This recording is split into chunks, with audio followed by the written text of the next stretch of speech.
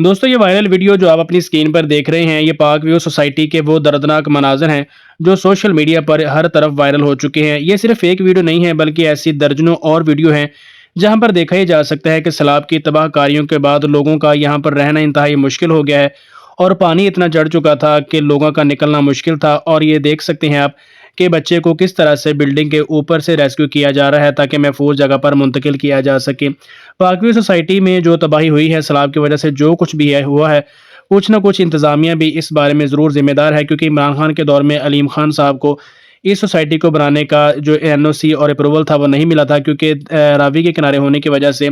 खतरा यही था कि सैलाब की वजह से तबाही होगी। और आज लोगों ने अपनी आंखों से देख लिया कि पाक व्यू सोसाइटी का क्या हाल हुआ है। जैसे ही सैलाब आया तो इतना पानी सोसाइटी के अंदर आ चुका है कि लोगों का यहाँ पर रहना मुश्किल हो गया और उनको अपनी जान के लाले पड़ गए। ये तमाम तर वीडियो इस बात की शाहिद हैं कि इमरान खान के दौर में इस सोसाइटी को ना बनने देना इस बात का जो मुकम्मल सबूत है कि इमरान खान जानते थे कि ये अच्छा नहीं होगा और लोगों के लिए इंतहाई नुकसानदेह साबित हो सकता है।